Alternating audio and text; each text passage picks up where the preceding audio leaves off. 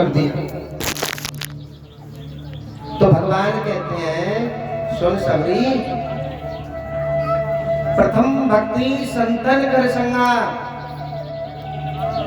और दूजी रति मम कथा प्रसंगा।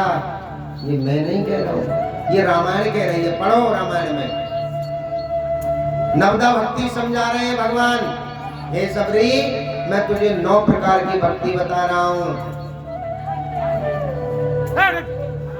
प्रथम भक्ति संतन कर संगा।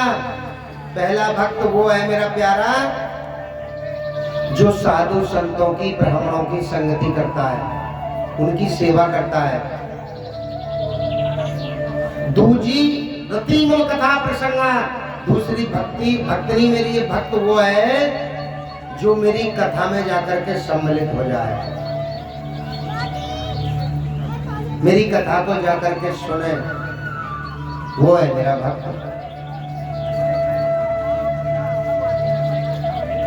लेकिन देखिए, मैं तो उन भक्तों के लिए बता रहा हूं, मैं तो मन में बड़ा विचार कर रहा था और ये मेरा एक दिमाग में बात भी घूम रही थी कि मैंने ज्यादातर प्रोग्राम खड़गवंशी समाजों में बहुत किए हैं और जब हम गांव में आए तो बड़ा प्रेम लगा गांव में। मैंने रात भी वही कथा सुनाई, मैं फिर भी तुम्हें दोहरा रहा हूं। हम केवल अच्छाई और बुराई करेंगे बाहर जाकर के। अगर गांव में एकता है तो हम क्या कहेंगे पता है? हम सुल्तान ठहर गए थे, उस गांव में इतना बड़ा एका है कि हनुमान मंदिर पर कथा हुई तो सब वहीं आ जाते थे। और ये श्रीमान जी धीर सिंह, ये भगवान की पावन में कथा में 100 रुपए का दान करते हैं, सदा ही जय जयकार हो। और श्रीमान जी कुलदीप ये 20 रुपए का दान करते हैं, कल्याण हो, मनोकामना पूर्ण हो। लेकिन भैया अगर तुम भगवान को बांटना शुरू करोगे तो भगवान तुमसे पहले बांट देते हैं। 4 वेद 6 शास्त्र 18 पुराण हैं, लेकिन ये भागवत जी को साधारण मनोरंजन मत समझना। आते हैं कथा करने के लिए, बड़े बड़े कथावाचक हैं। मैंने सुना है 2-4 बार पल्ले मोहल्ले में कथा भी कर गए हैं। उनको ये भी पता नहीं कि भागवत जी का महत्व क्या होता है, भागवत कहते किसको है। मैंने रात भी बताया था, कथा करने का अधिकारी केवल ब्राह्मण है। जरूरी नहीं है मैं ही कथा करूंगा, कोई भी अच्छा ब्राह्मण व्यासपीठ पर बैठ करके कथा सुनेगा और जो ब्राह्मण से सुनी हुई कथा को भक्त सुनेंगे, ये भगवान की ऐसी कृपा है कि उन्हें आनंद ही आनंद जीवन में आएगा।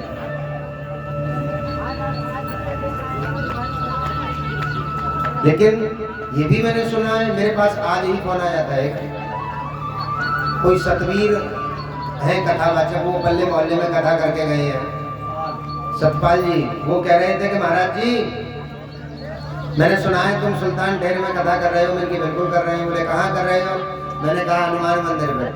बोले हम पल्ले मोहल्ले में कथा करके गए थे।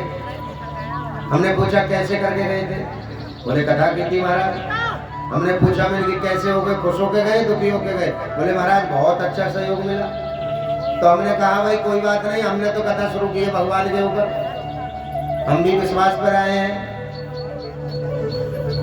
तो ये आप सब भक्तों का कर्तव्य बनता है, सबसे पहले तो कथा में आए और सभी से हाथ जोड़ करके कहना है मेरा, समस्त गांव से, कि भगवान की कथा में आए और भगवान की कथा को सुने।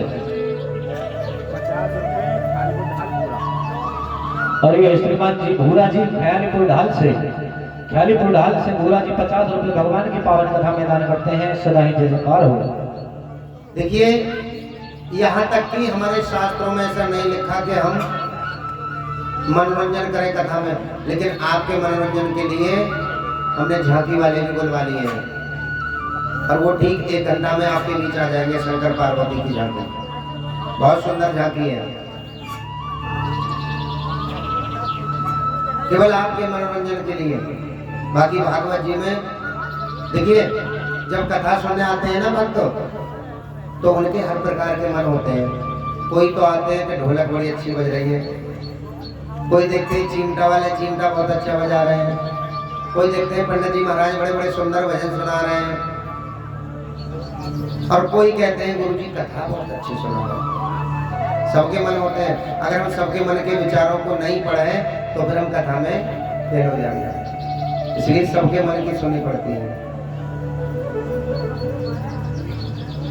ये भगवान की वो पावनमयी कथा है जो एक बार भगवान की कथा में आकर के बैठ जाए और भगवान की कथा को 10 मिनट सुन ले। कथा सुना रहा था मैं, कौन सी?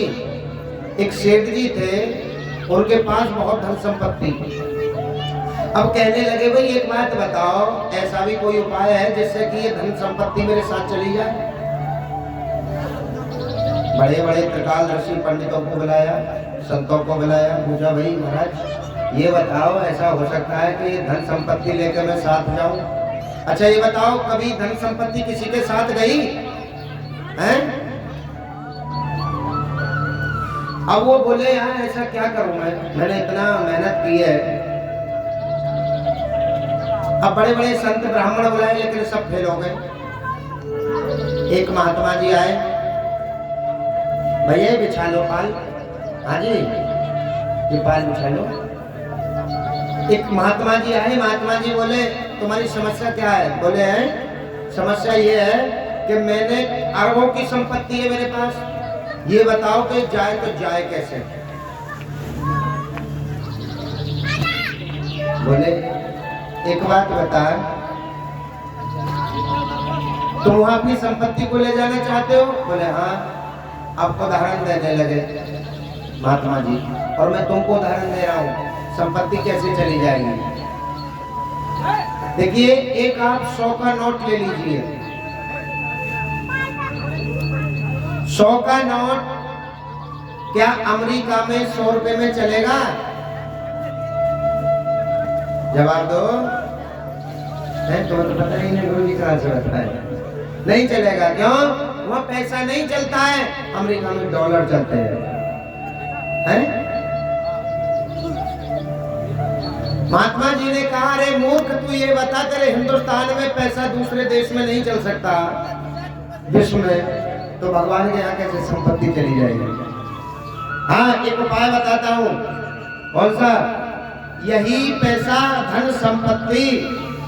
देखिए जब हम अमेरिका जाएं या अमेरिका से आए डॉलर कमाएं तो वहीं ट्रांसफर होते हैं, डॉलर दे दो पैसे ले लो हिंदुस्तान के।